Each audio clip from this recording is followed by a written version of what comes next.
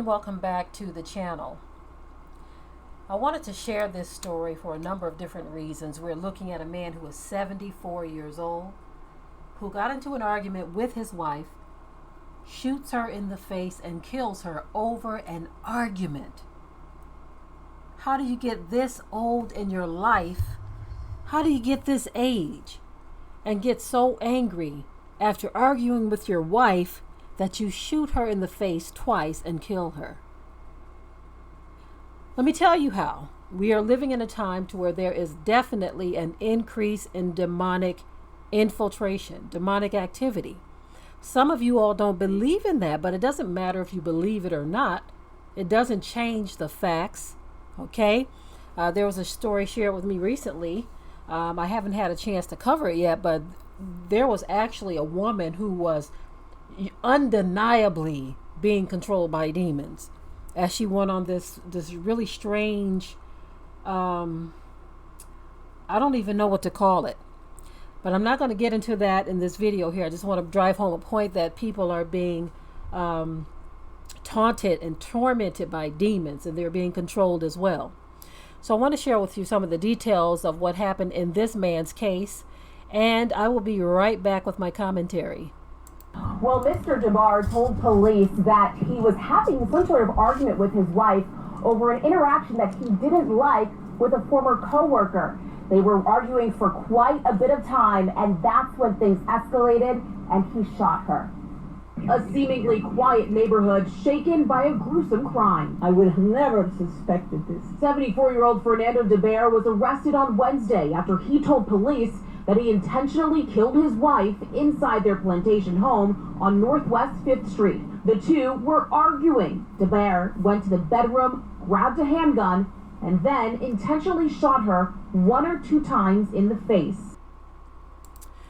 Okay, so let me get into this. Since the beginning of time, since the original sin of man and woman, death has been a part of life.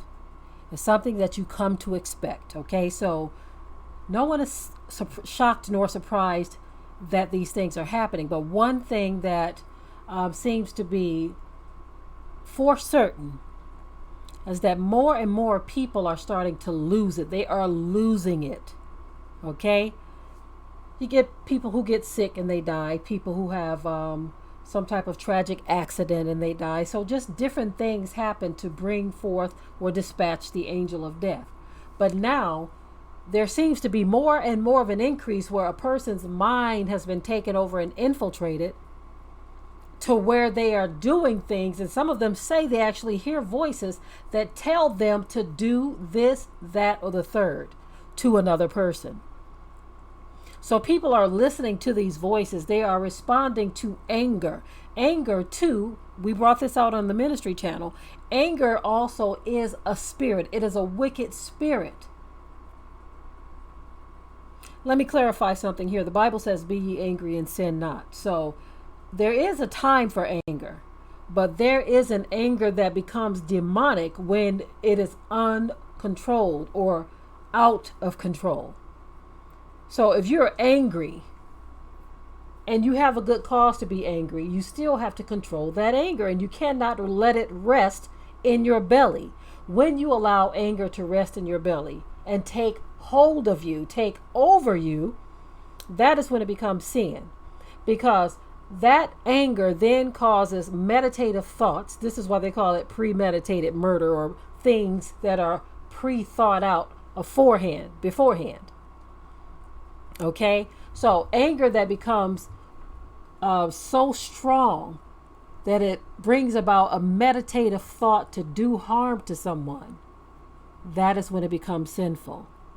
So this man was so enraged in the moments of his altercation with his wife.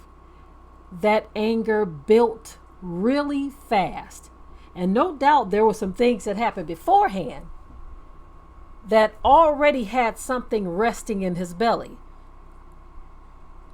It may have already had something there that was building. And it got to the breaking point during this argument.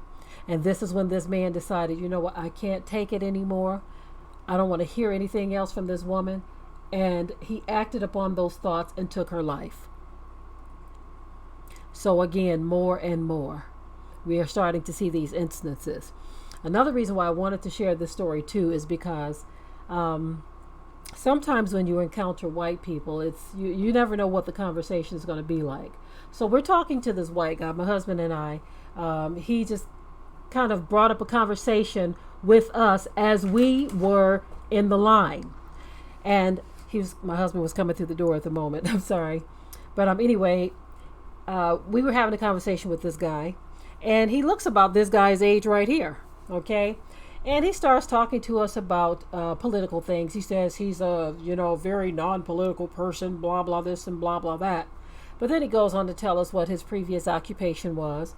And then he jumps right to some of these bigger cities. He was explaining why he lives in the area that he lives in now. He's like, yeah, some of these bigger cities like New York and Chicago and LA and all these places, I mean, they're just so full of crime. And there's always this talk about what white people are doing to black people. And I said, there's we're not doing it to you.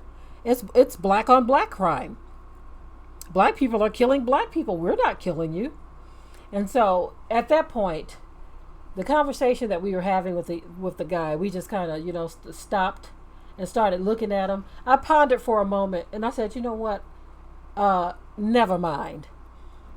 I was going to get into the whole thing about white on white crime. If you look up the statistics on that the majority of white people who die within their communities are at the hands of another white person.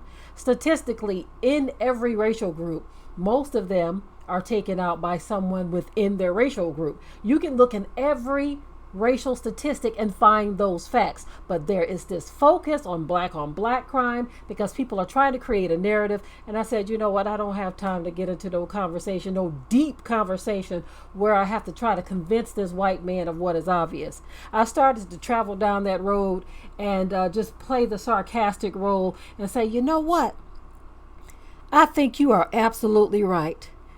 Black people have gone all over this planet just robbing land and just running the indigenous people off their property and just wiping out whole tribes. Yeah, I know what you mean. I started to go there, but you know what? I was tired. I said, you know what? I ain't got time for this. I'm tired. I'm ready to get the heck up out of here. And I'm not trying to educate this man who doesn't want to be educated. When you get this old in your age, like I said, the guy we were talking to was about this age here. I said, when you get that old in your age and that's all you can come up with, as if you think we're too stupid to know what's going on in this country and in this world, as if we don't know what happened when we came over on those slave ships and who did it to us. I said, you know what? Never mind.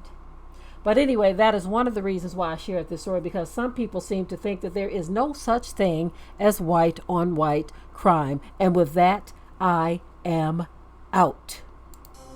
We hope you liked today's topic. Please leave your comments below. If you haven't already, subscribe to the channel, share it like this video, and with that, we're out.